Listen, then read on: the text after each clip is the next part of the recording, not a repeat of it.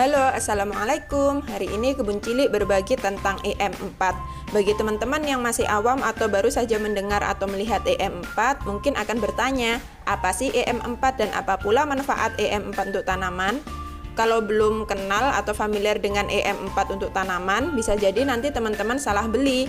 Karena EM4 yang dipasarkan itu bukan satu jenis saja, tetapi ada beberapa jenis EM4 dan kesemuanya itu berbeda-beda peruntukannya. Nanti kita akan bahas ya selanjutnya. Sebaliknya buat teman-teman petani yang sudah sering menggunakan EM4 untuk tanaman, tentu saja udah nggak asing nih. Dengan melihat botol atau mencium aromanya saja, mereka akan langsung bilang ini pasti EM4 yang banyak kegunaannya untuk tanaman itu kan. Demikian juga dengan teman-teman yang hobi membuat pupuk organik atau mengolah sampah menjadi pupuk kompos. Tentu saja mereka sudah mengenal dan mengerti betul dengan manfaat EM4 sebagai fermentor atau dekomposer bahan organik. EM4 atau kependekan dari efektif mikroorganisme 4 itu merupakan larutan yang berwarna agak kecoklatan dan baunya seperti aroma tape. Tapi dalam larutan ini ada sejumlah mikroorganisme menguntungkan atau berguna untuk tanah dan tanaman. Sekarang kita bikin larutannya ya. Dengan kata lain, EM4 ini larutan yang mengandung bakteri selektif dan aktif, yaitu hasil seleksi secara alami dari mikroorganisme fermentasi dan sintetik di dalam tanah. Teman-teman jangan salah beli EM4 ya, karena ada 4 jenis. Ada EM4 untuk peternakan, untuk limbah dan toilet, untuk perikanan dan tambak, dan untuk tanaman. Teman-teman bisa sediakan botol kosong dengan ukuran 1 liter, sekitar 1 liter. Kemudian tuangkan larutan EM4 sebanyak 1 tutup botolnya. Atau 1 tutup botol hitam ini juga nggak apa-apa, atau 1 tutup botol dari botol plastiknya juga nggak apa-apa. Manfaat dari EM4 sangat banyak sekali ya teman-teman, meskipun bukan secara langsung. Mengapa tidak langsung? Sebab tugas khusus bakteri dari EM4 hanyalah merombak bahan-bahan organik dalam tanah terlebih dulu. Akibat dari penguraian bahan organik, tanah menjadi sehat, subur, dan menyediakan makanan untuk tanaman. Alhasil tanaman pun ikut menjadi sehat, subur, dan produktif, karena tanah akhirnya sudah menyediakan unsur-unsur hara baik makro maupun mikro. Setelah kita tuangkan EM4 sebanyak 1 tutup botolnya, sekarang kita isi botol plastik ini dengan air sebanyak 1 liter.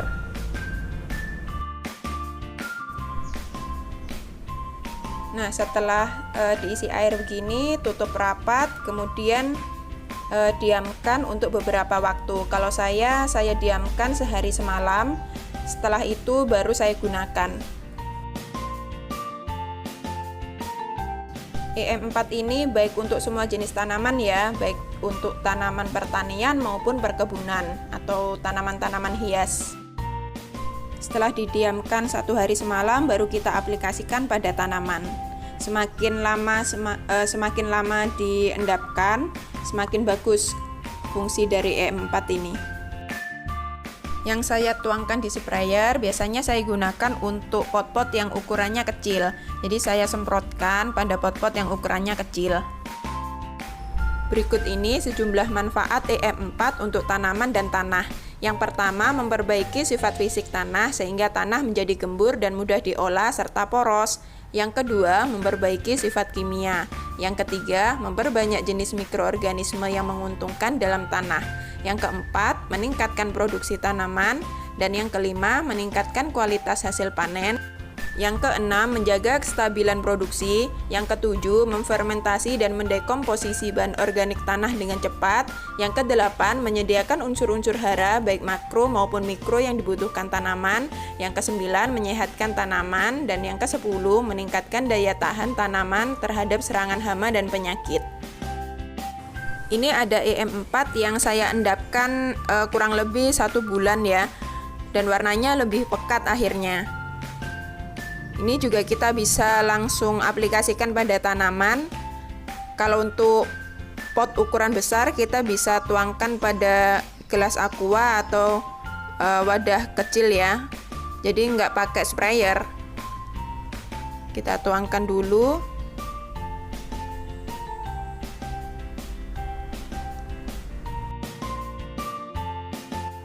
Setelah itu langsung kita tuangkan pada pot tanaman yang ukurannya lebih besar ya, sekitar ukuran 30 atau 35 mungkin.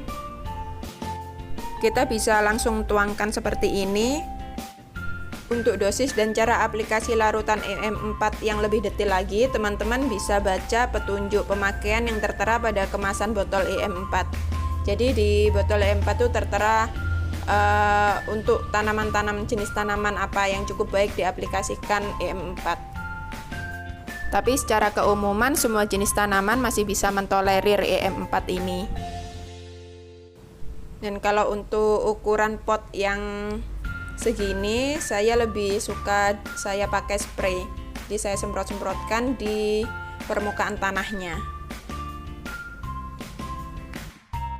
EM4 itu bisa kita perbanyak sendiri. Jadi teman-teman jika sudah beli EM4 bisa diperbanyak sendiri. Jadi nggak harus beli lagi.